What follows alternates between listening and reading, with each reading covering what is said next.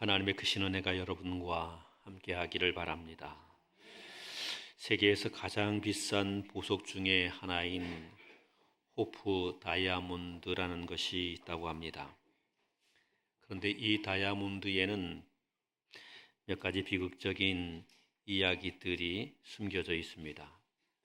이것은 45.52 캐럿, 그것의 아름답고 푸른 빛을 띤 것이라고 합니다. 45.52 캐럿이 얼마나 큰 것인지는 제가 잘 모르겠습니다.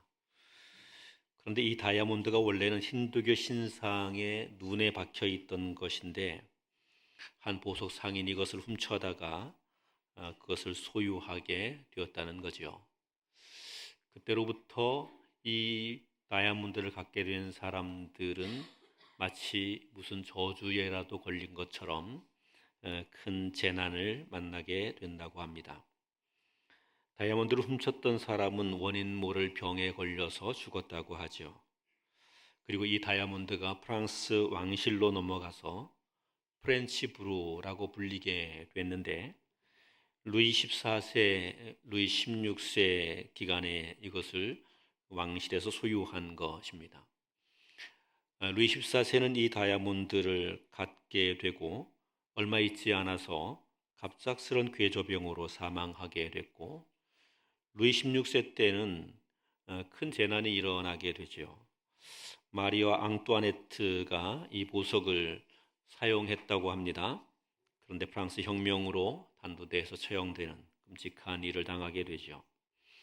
이 보석을 자주 사용했던 측근인 랑발 공주 역시 무참하게 살해되었다고 합니다.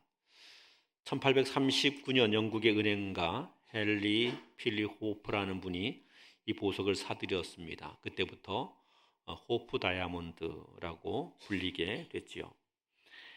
호프 역시 이 보석을 사들이고 가문이 파산을 당했습니다.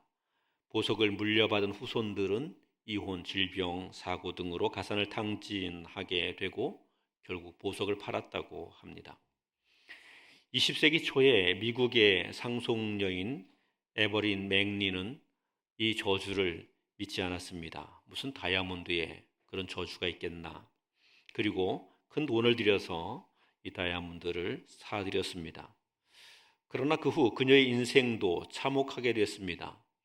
9세의 아들은 자동차 사고로 죽고 딸은 약물 과다 복용으로 사망하고 남편은 알코올 중독으로 정신병원에 있다 사망하고 가문은 파산하고 보석은 경매에 붙여졌다고 합니다. 이런저런 근거를 갖고 이런 이야기를 하니 이야기가 사실인 것처럼 보입니다만 잘 모르겠습니다. 사람들은 이것을 다이아몬드의 전설이라고 말하곤 하죠. 이 이야기가 사실인 여부는 잘 모르겠지만 이 이야기 속에서 주고 있는 교훈은 참 귀하다고 여겨집니다. 사람들은 끊임없이 귀한 보석을 욕심내며 살지만 그 보석은 마치 저주를 담보하고 있는 것처럼 우리 인생을 황폐하게 만들어 간다 하는 것입니다. 우리는 보석과 같은 귀한 것들을 추구하고 그것에 의지하여 살아가는데 그것은 결국 우리에게 참된 행복을 가져다 주는 것이 못 된다는 말입니다. 세상의 보석을 취하려고 하기보다는 정말 우리에게 참된 행복과 은혜를 주게 되는 그런 보석, 우리는 그것을 취할 수 있어야 할 것입니다. 성경은 하나님의 나라에 대한 이야기를 많이 합니다. 그러면서 하나님 나라를 비유로 설명하게 될 때에 그 비유에 꼭 보석에 대한 이야기들을 담고 있지요. 밭에 감추인 보석, 그것을 찾게 된 사람이 천국의 행복을 얻게 된다는 말, 그런 이야기를 말하죠. 값진 진주를 구하던 사람이 정말 귀한 진주를 구하였을 때 자기의 모든 것을 다 팔아서 그 진주를 사게 되는 것, 이것을 천국의 한 모습으로 우리 주님께서도 설명하고 있습니다. 우리가 추구해야 할 것은 세상의 기쁨을 주는 그런 보석이 아니라 세상의 기쁨을 주는 그 보석을 구하다가 저주로 망하게 되는 것이 아니라 하나님께서 우리에게 허락하여 주시는 참된 보석을 통해 영생과 구원의 은혜를 누리는 그런 것을 우리는 구해야 될 것이고 추구해야 될 것입니다. 저는 우리 교회와 사랑하는 성도들이 세상에 덧없는 보석에 마음을 두고 살다가 황폐하게 되지 않기를 바라고, 영원한 하나님의 나라의 참된 보석을 마음에 간직하고 소유함으로 우리 하나님께서 주시는 큰 은혜의 풍성함을 누릴 수 있게 되기를 우리 주님의 이름으로 축원합니다. 우리가 함께 묵상하게 되는 이 성경, 이사야 성경은 하나님께서 이스라엘 민족에게 무엇을 의지하여 살아야 되는가를 가르쳐주는 매우 중요한 가르침입니다.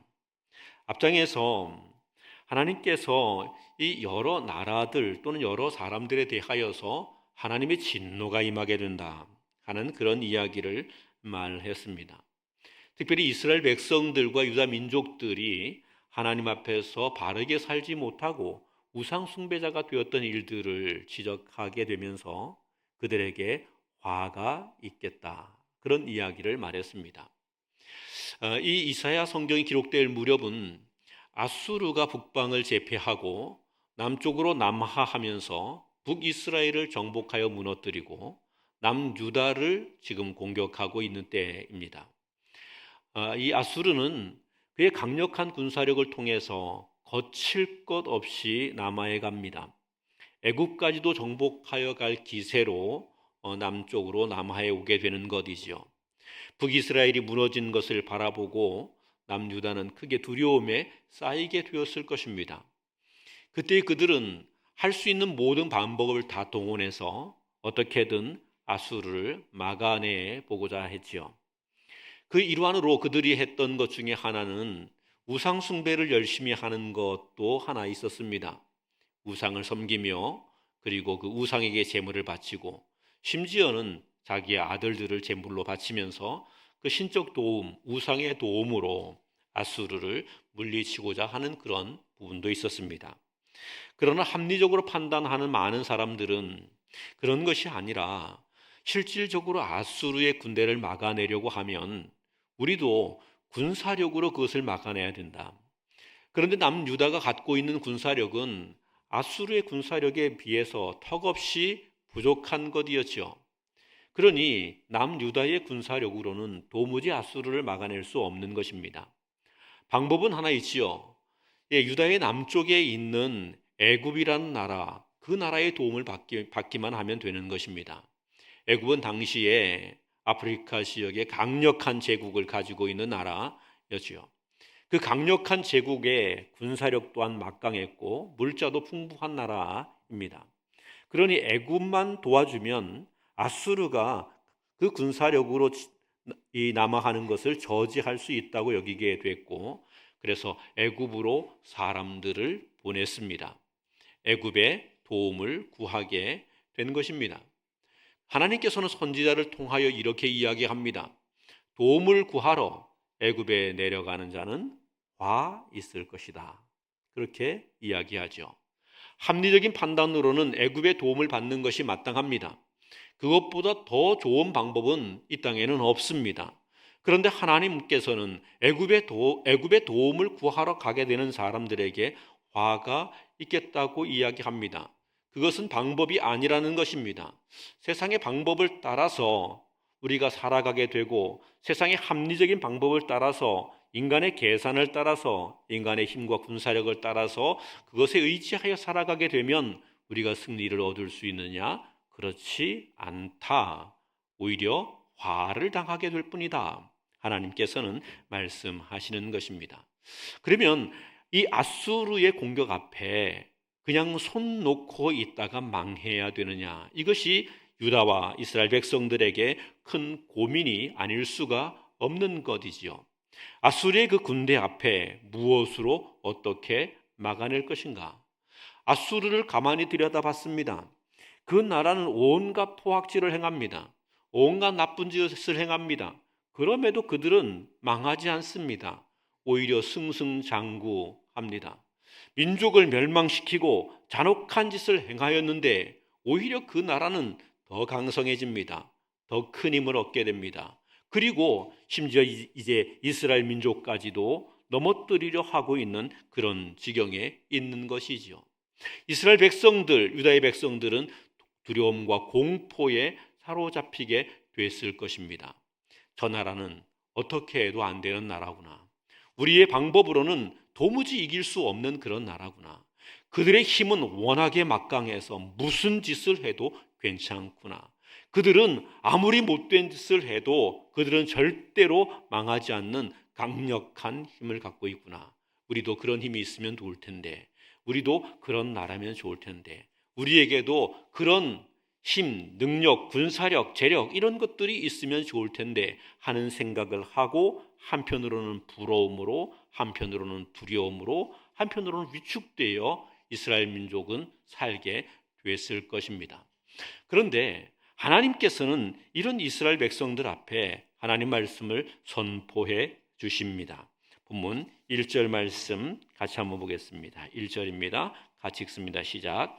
너 학대를 당하지 아니하고도 학대하며 속이고도 속임 당하지 아니하는 자여 화 있을진저 내가 학대하기를 그치면 내가 학대를 당할 것이며 내가 속이기를 그치면 사람이 너를 속이리라. 아멘.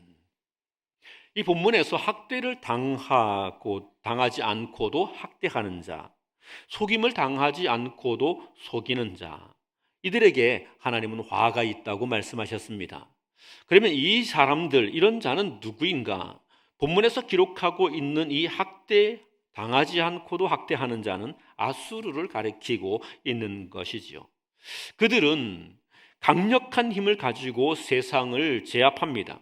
여러 민족과 백성들을 억압하고 학대합니다. 그러나 어느 누구도 그들을 학대하지 못하는 것이죠. 이만큼 강력한 힘이 있다는 것입니다. 이 나라, 이 민족은 세상의 여러 나라와 민족을 속입니다. 그렇지만 어떤 나라에게도 어떤 민족에게도 속임을 당하지 않지요. 세상의 지혜가 있다는 것이겠지요. 이들에게는 교활한 전략이 있고 이들에게는 탁월한 실력이 있다는 말입니다. 그러니 누군가를 넉넉히 속이지만 그러나 자신은 결코 속임을 당하지 않는 그런 모습이 되어 있다는 것입니다. 이스라엘 백성들은 이런 아수르 앞에서 무기력함을 느끼게 됐고 우리도 아수르처럼 힘과 능력이 있으면 얼마나 좋겠는가 하는 그런 생각을 하게 된 것입니다. 그러나 하나님께서는 이렇게 말씀하시는 거죠. 그 나라 강하지, 힘이 있지, 능력이 있어 보이지. 그런데 그 나라는 반드시 하나님의 저주와 심판을 받게 된다. 화가 있을 것이다. 이렇게 이야기합니다. 그들이 언젠가는 학대하기를 그치는 순간이 오게 될 텐데 그 순간에 즉시 학대를 당하는 일이 있게 될 것이고 속이기를 그치는 순간이 있게 될 텐데 그때 속임을 당하게 되는, 그래서 처참하게 무너지게 되는 일이 있을 것이다. 이렇게 말합니다. 하나님은 이 말씀을 선포하시면서 이런 이야기를 말하는 겁니다. 세상의 힘, 권력, 그것을 가지고 너희가 보배로 삼고 그것을 귀한 것으로 여기고 그것을 부러워하고 그것을 추구하는 자가 되면 망한다 하는 이야기를 하시는 것입니다. 우리가 세상의 것으로 충만하게 쌓아가게 되면, 그리고 그것에 온전히 의지하게 되면 우리는 결국 무너지게 됩니다. 결국 패망하게 됩니다. 그것을 의지하는 사람들의 특징은 오늘 본문에서 학대를 당하지 않지만 학대하는 사람이 된다는 것입니다. 그것에 의지하는 사람들은 힘을 갖게 되는데 그 힘을 갖게 되면 그 힘을 가지고 사람들을 괴롭히고 사람들을 속이는 일을 하게 된다는 이야기이죠. 결국 이것으로 멸망하게 된다 이야기하시는 것입니다. 북이스라엘에 오므리 왕조가 있었습니다. 오므리 왕조가 세워지고 그 이후에 아합이라는 왕이 이스라엘 민족 가운데 왕이 됐습니다. 아합이 강력한 왕권을 가지고 있었습니다. 역사가들은 이 아합의 통치하던 그때가 북이스라엘의 엄청난 번성기로 여깁니다. 오므리 왕조가 지배하고 있던 영역, 그 영역은 거의 솔로몬이 통치하고 있던 영역과 맞먹을 정도라고 평가하고 있을 때이죠. 그 오므리 왕조에서도 가장 강력한 왕권을 가지고 있던 때가 아합 왕이었습니다. 그의 힘은 어느 누구도 막을 수가 없었습니다. 이스라엘 백성들이 아합의 명령 앞에 어느 누구도 그것을 거절할 수 없었습니다. 그만큼 이 아합은 강력한 힘을 가지고 백성들을 통치했던 것입니다. 그는 그에게 힘이 부여됐을 때, 그에게 능력이 부여됐을 때 그는 더욱 깊은 탐욕의 사람이 됩니다. 그는 그의 힘으로 나봇의 포도원을 빼앗으려 했습니다. 나봇은 이 포도원을 내줄 수 없다고 말합니다. 왜냐하면 이것은 자기에게 기업으로 주신, 하나님께서 조상들을 통해 기업으로 주신 것이기 때문에 어느 누구에게도 줄 수 없다는 것입니다. 그러니 이 이야기를 들은 아합은 이세벨과 함께 이 나봇의 포도원을 빼앗습니다. 나봇을 반역자로 만들고 그를 죽이고 이 포도원을 강탈하여 빼앗습니다. 그는 그의 힘으로 모든 것을 다 할 수 있는 것처럼 보였습니다. 하나님께서 조상들을 통하여 기업으로 주신 그 포도마저도 빼앗을 수 있는 사람, 그리고 어느 누구도 그의 일을 막을 수 없는 것처럼 보였습니다. 하나님께서 이렇게 강력한 힘을 갖고 있는 아합의 가문 어떻게 만드십니까? 강한 힘이 있었지만 결국 그는 망하고 맙니다. 그의 가문은 처참한 끔찍한 종말을 맞게 됩니다. 우리는 이 말씀을 통해서 보아야 합니다. 세상의 것을 의지하여 여기에 붙들려 있는 사람의 결국은 그것을 추구하고 그것에 의지하여 살다가 끔찍한 결말을 보게 된다는 것, 하나님의 저주와 심판을 받게 된다는 사실입니다. 사랑하는 여러분, 여러분은 무엇을 여러분의 보배로 여기며 살아가십니까? 혹시 세상의 힘이나 어느 누구도 막을 수 없는 권력, 이런 것들을 여러분은 여러분의 보배로 여기며 살아가십니까? 이것이 우리에게 충만하면 이것으로 통해서 더 큰 힘을 얻겠다고 욕심을 내며 사는 자가 되고 있지는 않습니까? 하나님은 말씀합니다. 화 있을 것이라 말씀합니다. 결코 참된 승리를 얻을 수 있는 길이 되지 못한다는 이야기입니다.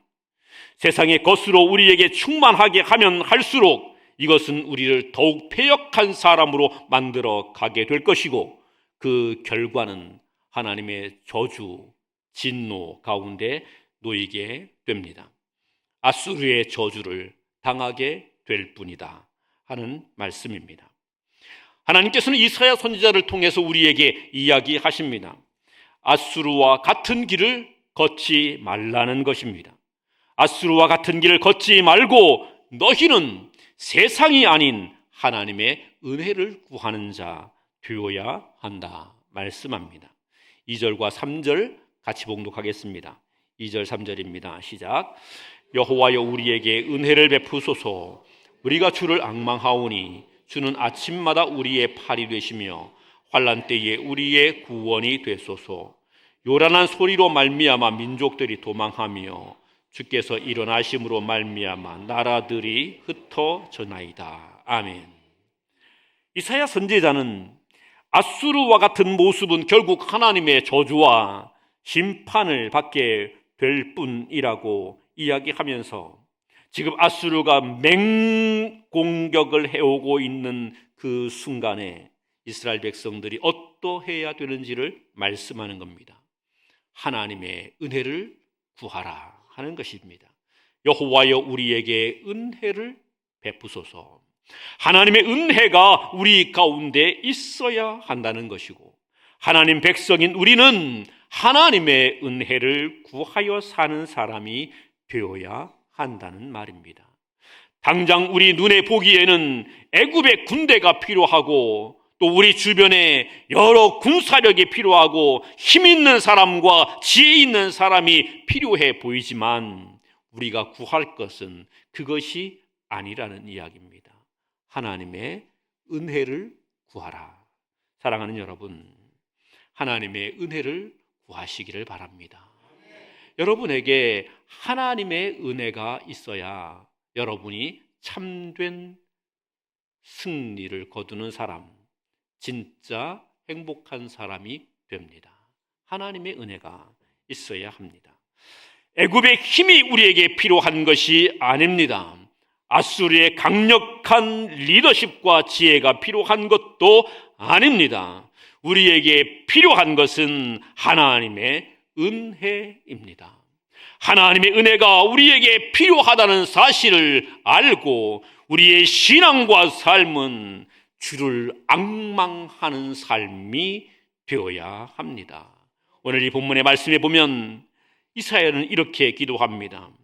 우리에게 은혜를 베푸소서. 우리가 주를 앙망하오니 주는 아침마다 우리의 팔이 되시며 환난 때에 우리의 구원이 되소서. 주를 앙망한다고 말합니다.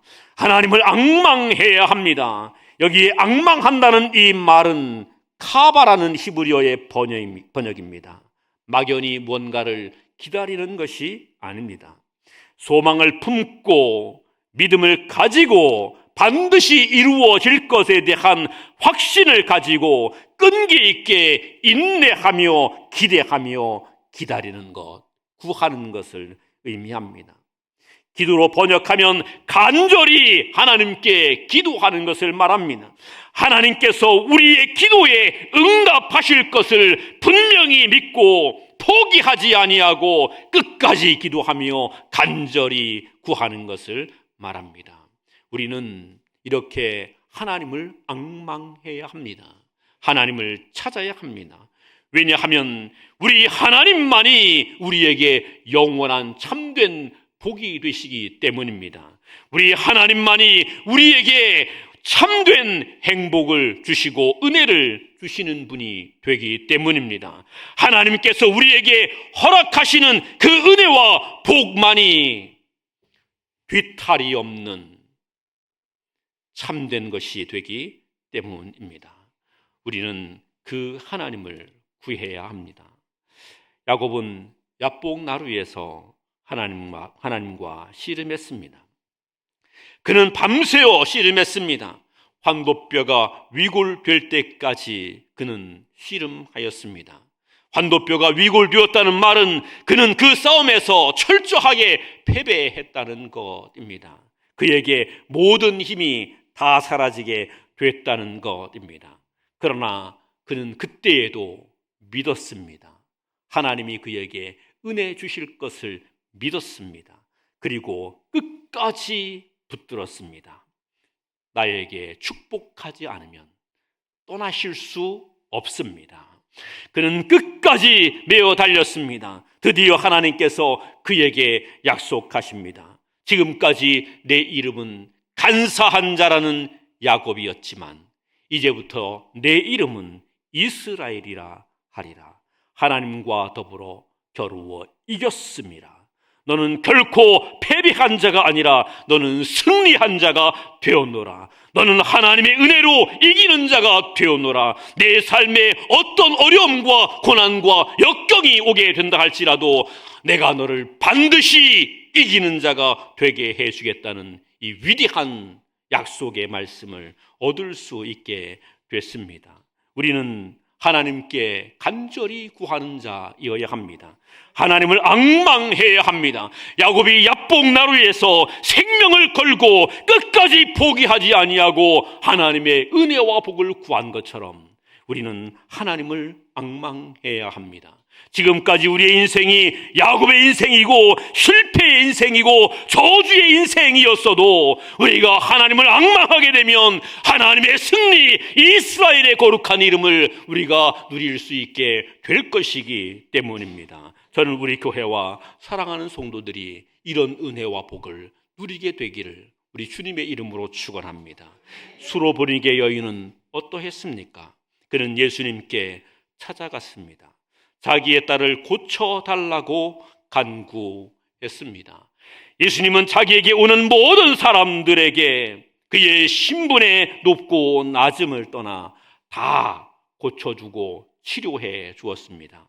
그런데 이상하게도 이 수로보니게 여인의 딸은 안 고쳐주겠다고 말씀하시는 것입니다. 그냥 안 고쳐주겠다고 하는 이야기만 하게 됐다면 마음의 상처가 덜했을 텐데 이렇게 말합니다. 자녀들에게 줄 떡을 개들에게 던지는 것이 마땅치 않다. 모욕적인 말까지 더 하셨습니다. 이런 모욕과 수치를 당하는 가운데서도 이 여인은 포기하지 않았습니다. 이렇게 말합니다. 개들도 주인의 상에서 떨어지는 부스러기를 먹습니다. 나에게 부스러기의 은혜라도 주십시오. 이 여인은 부스러기라도 은혜라면 내가 그것을 기꺼이 받겠습니다. 부스러기 은혜라도 달라는 간절하고도 간절한 기도를 예수님께 합니다. 이것이 앙망이었습니다. 그는 예수님께서 반드시 들어주실 것을 믿었고 어떤 모욕 가운데서도 굴하지 않고 은혜를 간구하는 자가 되었습니다. 예수님은 이 수로보니게 여인을 칭찬하십니다. 이 믿음을 위대한 믿음이라고 인정하십니다. 아니, 이스라엘의 어떤 백성들의 믿음보다 더 귀하다고 여기십니다. 그리고 이 여인의 딸을 고쳐주셨습니다. 그렇습니다. 우리는 하나님의 은혜를 앙망해야 합니다. 주를 믿으며 살아가는 동안에 우리에게 온갖 모욕이 올 수 있습니다. 때로는 부끄러운 일들이, 수치스러운 일들이 다가오게 될 수 있습니다. 교회 생활을 하는 동안에 우리에게 자존심 상하는 일들이 있을 수도 있습니다. 때로는 욕 나오는 많은 일들이 우리 주변에 있을 수도 있습니다. 그러나 하나님을 믿으시기 바랍니다. 은혜 주시는 분이 하나님이심을 믿으시기 바랍니다. 이 모든 것에 굴하지 아니하고 하나님 나에게 은혜를 주십시오. 나는 하나님의 은혜가 필요합니다. 하나님 나에게 부스러기의 은혜라도 주십시오. 나는 하나님의 은혜가 필요합니다. 하나님의 은혜를 앙망하는 사람이 될 수 있어야 합니다. 이사야 성경은 이런 이야기를 합니다. 여호와를 앙모하는 자에게 새 힘을 허락하신다고, 독수리가 날개치며 올라감같이 되게 하신다고, 소년이 넘어지고 장정이 자빠져도 주를 앙망하는 사람에게 하나님은 새로운 힘과 영광과 승리를 주신다고 말씀합니다. 우리에게 아수르가 있어도, 아니 우리에게 그보다 무서운 바벨론이 있어도, 그보다 잔인한 로마가 있어도 우리가 여호와를 앙망하며 살아가게 되면 하나님은 그 모든 것 가운데 우리에게 승리를 주실 것입니다. 저는 우리 교회와 사랑하는 성도들이 어떤 순간에도 여호와를 앙망하며 그의 은혜를 구하실 수 있게 되기를 바랍니다. 그래서 하나님께서 우리에게 주시는 구원과 승리를 누리게 되기를 바랍니다. 일부 예배를 드리신 분들은 지금 설교가 끝났을 것이라고 생각합니다만 3절이 남아 있습니다. 4절부터 6절까지 같이 보겠습니다. 4절부터 6절입니다. 같이 읽습니다. 시작.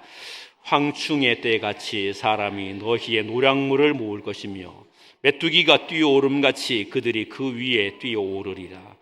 여호와께서는 지극히 존귀하시니 그는 높은 곳에 거하시며 정의와 공의를 시온에 충만하게 하심이라.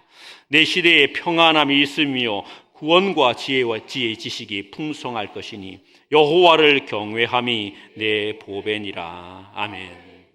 하나님께서 이 이스라엘 백성들에게 여호와를 앙망하라 이렇게 이야기하십니다.